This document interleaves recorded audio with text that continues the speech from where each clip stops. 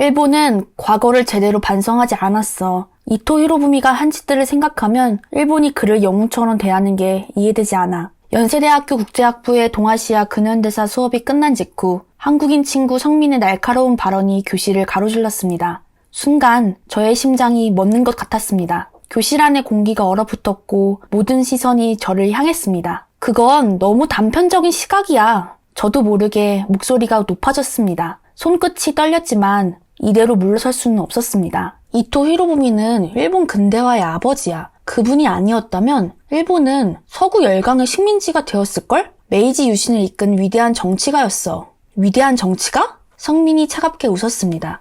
조선의 주권을 빼앗고 을사늑약을 강제로 체결한 침략자를 어떻게 위대하다고 할 수 있어? 그래서 안중근이 그를 살해한 거잖아. 제 입에서 성급한 말이 튀어나왔습니다. 우리가 배운 역사에서 안중근은 그저 테러리스트였어. 위대한 정치가를 살해한 살인자였지. 교실이 순식간에 얼어붙었습니다. 민지의 얼굴이 창백해졌고 성민의 눈빛이 차갑게 변했습니다. 테러리스트라고? 민지가 떨리는 목소리로 말했습니다. 유키, 너는 안중근 의사가 왜 그런 선택을 했는지 정말 알고 있어? 잠시만요. 이런 감동적인 이야기들을 제가 여러분께 전달하기까지 정말 많은 시간과 노력이 필요했습니다. 여러분의 구독과 좋아요가 저에겐 정말 큰 힘이 됩니다. 꼭 부탁드릴게요. 안녕하세요. 저는 일본 나고야 출신 유학생 사토 유키입니다. 현재 연세대학교 국제학부에서 공부하고 있고 다양한 국적의 친구들과 교류하고 있습니다. 평범한 일본인으로서 일본의 문화와 역사를 자랑스럽게 생각하고 살아왔던 저에게 그날의 수업은 정말 큰 충격으로 다가왔습니다. 그날 밤에 SNS에서 뜨거운 논쟁이 이어졌습니다. 역사를 제대로 배우지 못한 일본인과의 대화는 답답하다. 라는 성민의 글에 수많은 댓글이 달렸었고 한일 양국 학생들의 격렬한 논쟁이 이어졌습니다. 저는 책상 앞에 앉아 그 논쟁을 보며 생각에 잠겼습니다. 왜냐하면 어릴 적 할아버지께서는 저에게 늘 이토 히로부미를 일본의 영웅이라 이야기하셨기 때문입니다. 이토 공작은 일본을 아시아의 강대국으로 만든 위대한 정치가였어 라고 종종 이야기하셨거든요. 학교 교과서에서도 그는 메이지 유신의 주역이자 근대화의 선구자로만 그려졌습니다. 하지만 오늘 성민이 말한 을사늑약은 무엇일까요? 왜 한국 친구들은 그토록 이토 히로부미를 증오하는 걸까요? 그리고 제가 테러리스트라고 불렀던 안중근, 그는 정말 단순한 살인자였을까요? 다음날 아침, 민지에게서 메시지가 왔습니다. 유키, 이번 주말에 영화 하나 보지 않을래? 안중근 의사의 이야기를 다룬 하얼빈이라는 영화야. 너가 알고 있던 것과는 조금 다를 거야. 저는 한참을 망설였습니다. 어제의 논쟁으로 마음이 불편했지만 동시에 알 수 없는 호기심이 일었습니다. 저는 결국 영화를 보기로 했죠. 토요일 저녁, 강남의 한 영화관, 친구 민지와 함께 영화관 자리에 앉았습니다. 솔직히 말씀드리면 그때까지만 해도 제 마음 한켠에는 일본을 비난하는 선전 영화겠지 라는 편견을 가지고 있었습니다. 하지만 스크린에 펼쳐진 광활한 만주 벌판과 혹하는 시베리아, 그리고 그 속에서 목숨을 건 독립군들의 모습은 제 상상과는 전혀 달랐습니다. 영하 40도의 혹한 속에서도 꺾이지 않은 그들의 신념, 그리고 조국을 위해 손가락을 자르며 맹세하는 장면에서 저도 모르게 숨이 막혔습니다. 특히 충격적이었던 건 일본 배우 릴리 프랭키가 연기한 이토 히로부미의 모습이었습니다. 그는 제가 교과서에서 보아왔던 위대한 정치가의 모습과는 너무 달랐습니다. 조선을 침탈하는 제국주의의 상징, 그가 을사늑약을 강제로 체결하는 장면을 보면서 처음으로 일본의 다른 면을 보는 것 같았습니다. 나는 단순히 일본을 미워해서 이토를 죽인 것이 아니다. 동양의 평화를 위해 싸웠다. 안중근 의사의 이 대사가 제 가슴을 세차게 때렸습니다. 그가 단순한 살인자가 아니었다는 걸 그제야 깨달았습니다. 그의 재판 장면에서 울려 퍼진 동양 평화론, 한국과 중국, 일본이 서로 화합하며 평화롭게 공존해야 한다는 그의 원대한 비전은 제게 큰 충격을 주었습니다. 영화가 끝나고 민지와 나눈 대화는 더욱 충격적이었습니다. 유키, 너희 일본 교과서에서는 이런 내용이 없니? 전혀 없어. 안중근 의사는 그저 이토 히로부미를 암살한 범죄자로만 나와. 그럼 을사늑약이나 한일병합에 대해서는 그건 조선의 근대화를 위한 불가피한 선택이었다고 말을 잊지 못했습니다. 지금까지 제가 배워온 역사가 이토록 편향되어 있었다니. 영화관을 나서는 발걸음이 무거웠습니다. 머릿속은 온통 혼란스러웠고 가슴 한켠이 묵직하게 아파왔습니다. 집으로 돌아와 밤새 인터넷을 뒤졌습니다. 안중근 의사의 재판 기록과 그가 남긴 동양평화론, 당시의 역사적 자료들, 더 찾아볼수록 제가 알고 있던 역사와는 너무나 다른 진실들이 눈앞에 펼쳐졌습니다. 새벽녘 창밖으로 동이틀 무렵, 저는 더 이상 예전의 제가 아니었습니다. 일본의 잘못된 역사 인식을 그대로 받아들였던 제 스스로가 부끄러웠고 한국인 친구들 앞에서 했던 발언들이 미안해졌습니다. 그날 이후 저는 일본 친구들과 가족들에게 이 영화를 적극적으로 추천하기 시작했습니다. 우리도 이제는 진실을 마주해야 한다고 생각했기 때문입니다. 영화를 본 다음 날부터 저의 본격적인 여정이 시작되었습니다. 매일 아침 일찍 도서관으로 향했고 학교 후에도 밤늦게까지 자료를 찾아보았습니다. 제가 처음 발견한 것은 안중근 의사의 재판 기록이었습니다. 그가 법정에서 당당히 밝힌 진술은 제가 알던 테러리스트의 모습과는 너무나 달랐습니다. 나의 행위는 동양 평화를 위한 의거이며 국제법상 교전단체의 군인으로서 행한 정당한 전쟁 행위이다. 그의 주장은 논리적이었고 법적 근거도 분명했습니다. 더 놀라웠던 것은 재판 과정에서 보여준 그의 인품이었습니다. 자신을 신문하는 일본 검사들을 증오하거나 적대시하지 않았고 오히려 그들과 진지한 대화를 나누려 했다는 기록들이 남아있었습니다. 주말이면 서대문 형무소 역사관과 안중근 의사 기념관을 찾았습니다. 좁은 감옥 안에서도 그는 동양 평화론을 집필했다고 합니다. 한 사람의 복수심이나 증오가 아닌 동아시아 전체의 평화를 구상했다는 사실이 저를 부끄럽게 만들었습니다. 어느 날은 민지의 할아버지를 뵙게 되었습니다. 할아버지께서는 일제강점기 때의 이야기를 들려주셨습니다. 우리 말을 쓸 수 없었던 그 시절, 이름도 일본식으로 바꿔야 했던 굴욕. 그런데도 할아버지는 이렇게 말씀하셨습니다.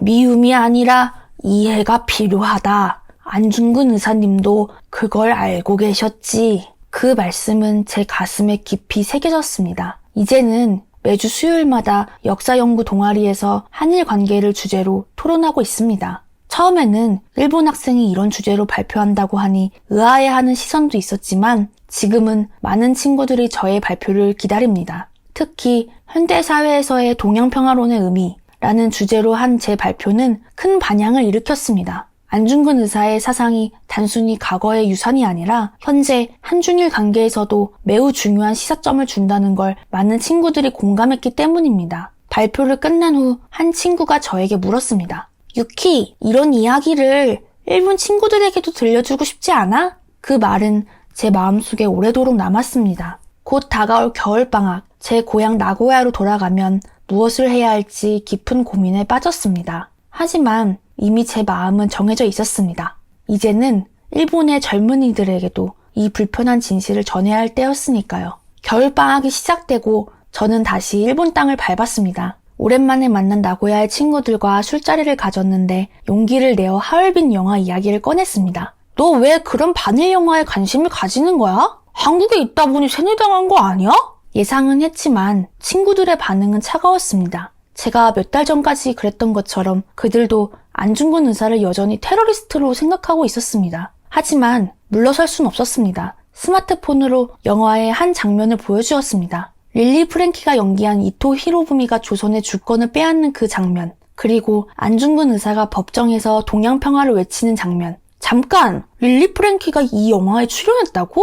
친구들의 표정이 조금씩 바뀌기 시작했습니다. 다음날 대학 도서관에서 작은 스터디 모임을 열었습니다. 처음에는 3명의 친구가 호기심에 찾아왔지만 점차 입소문이 나면서 10명, 20명으로 늘어났습니다. 우리가 배운 역사는 왜 이토 히로부미의 이야기만 있었을까? 안중근은 정말 테러리스트였나? 동양평화론이라는 게 정말 존재했다고? 질문이 이어질수록 토론은 더욱 뜨거워졌습니다. 특히 놀라웠던 건 SNS를 통해 일본 다른 지역 대학생들도 관심을 보이기 시작했다는 점입니다. 도쿄에서 온 한 친구는 이렇게 말했습니다. 우리 세대가 과거를 직시하지 않으면 미래에 평화도 없을 거야. 얼마 후 저는 더 큰 도전을 시작했습니다. 한일 청년 평화대화라는 온라인 플랫폼을 만든 것입니다. 양국의 청년들이 서로의 역사 인식을 나누고 미래지향적인 대화를 나눌 수 있는 그런 공간을 만들고 싶었습니다. 처음에는 일본 우익들의 거센 비난을 받았습니다. 제가 만든 온라인 플랫폼에 매국노, 친한파 같은 말들이 댓글에 달렸었죠. 하지만 그때마다 안중근 의사의 말씀을 떠올렸습니다. 나는 일본을 미워하지 않는다.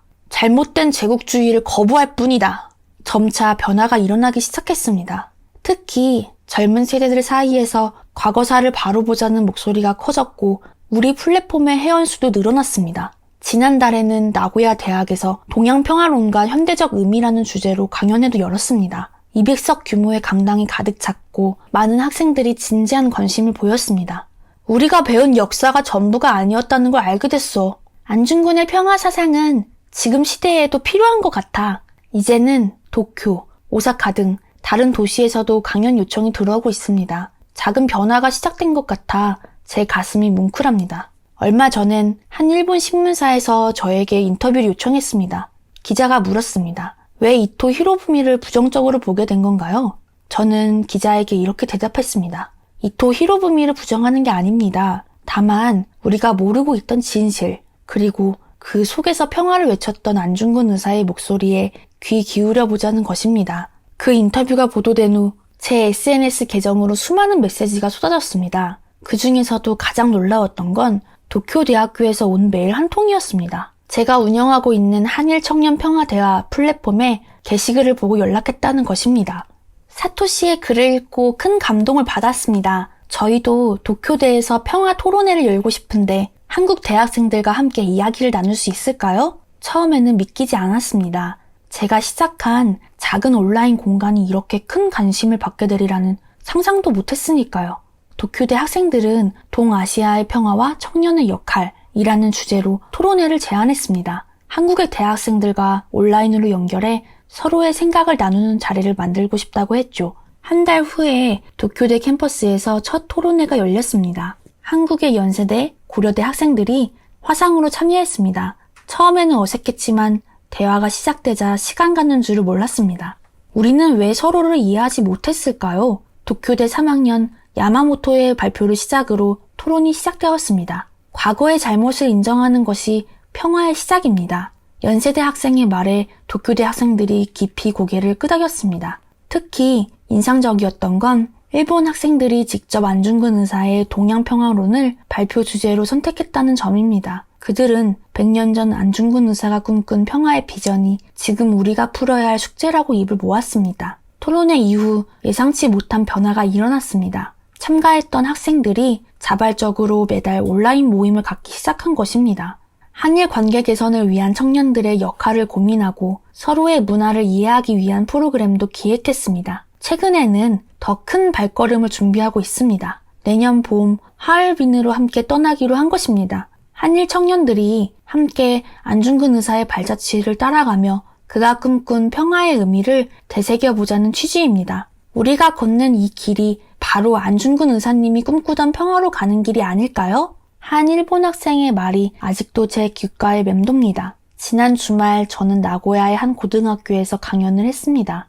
강의가 끝난 후 한 학생이 다가와 물었습니다. 선배님, 정말 평화가 가능할까요? 저는 잠시 생각하다 이렇게 대답했습니다. 100년 전 안중근 의사는 감옥에서도 평화를 꿈꿨어. 그가 꿈꾼 평화가 이제야 우리 청년들을 통해 조금씩 실현되고 있는 것 같아. 우리가 서로를 이해하려 노력하는 한 평화는 반드시 올 거야. 내년 봄 우리는 하얼빈으로 떠납니다. 한일 청년 100명이 함께하는 평화 기행입니다. 안중근 의사의 발자취를 따라가며 그가 꿈꾸었던 평화의 의미를 되새겨 보려고 합니다.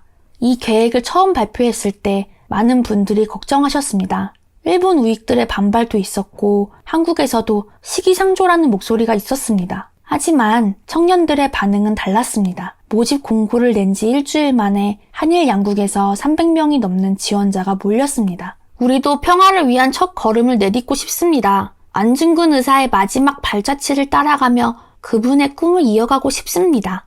지원서에서 담긴 청년들의 진심 어린 말들이 저희의 확신을 더욱 굳건하게 만들었습니다. 하얼빈 평화 기행은 단순한 역사 탐방이 아닙니다. 우리는 그곳에서 제1회 동아시아 청년 평화선언을 발표할 계획입니다. 한일 청년들이 함께 작성한 이 선언문에는 과거를 직시하고 서로를 이해하며 함께 미래를 만들어가자는 우리의 다짐이 담길 것입니다. 안중근 의사님, 저희가 이어가겠습니다. 하얼빈 역 앞에서 우리는 이렇게 외칠 것입니다. 그리고 더 큰 꿈도 꾸고 있습니다. 2026년 우리는 동아시아 청년평화센터를 설립하려고 합니다. 이미 한일 양국의 여러 대학과 시민단체에서 지지와 후원을 약속해 주셨습니다. 이 센터는 한중일 청년들이 자유롭게 모여 토론하고 서로의 문화를 이해하며 평화로운 미래를 설계하는 공간이 될 것입니다. 특히 기쁜 소식은 얼마 전 일본의 한 고등학교에서 안중근 의사의 동양평화론이 처음으로 교과과정에 포함되었다는 것입니다. 작은 변화이지만 이것이 새로운 시작이 될 것이라 믿습니다. 저는 이제 깨달았습니다. 안중근 의사가 꿈꾸었던 평화는 결코 멀리 있지 않다는 것을요. 그것은 바로 우리 청년들의 가슴속에서 자라나고 있었습니다. 우리가 서로를 이해하려 노력할 때, 과거의 아픔을 인정하고 배우려 할 때, 그리고 함께 미래를 꿈꿀 때, 그것이 바로 안중근 의사가 그토록 바랐던 평화의 시작일 것입니다. 여러분들은 오늘 하얼빈 영화를 통해 새롭게 발견한 안중근 의사의 이야기는 어떠셨나요? 한 일본 청년이 마주한 충격적인 진실, 그리고 그 속에서 깨달은 가슴 뭉클한 이야기가 여러분의 마음속에서도 작은 울림을 주었기를 바랍니다. 여러분, 일본은 언제쯤 이 불편한 진실을 제대로 마주하게 될까요? 아직도 많은 일본인들이 안중근 의사를 테러리스트라고 부르고 있습니다. 여러분의 생각을 댓글로 남겨주세요. 또한 안중근 의사님의 숭고한 희생정신이 더 많은 사람들에게 알려줄 수 있도록 여러분의 구독과 좋아요가 꼭 필요합니다. 그리고 주변 분들에게 영상을 공유해 주시면 안중근 의사님의 희생정신을 알리는 첫 걸음이 될 수 있습니다. 여러분, 날씨가 너무 춥습니다. 독감 조심하시고 오늘도 시청해 주셔서 감사합니다.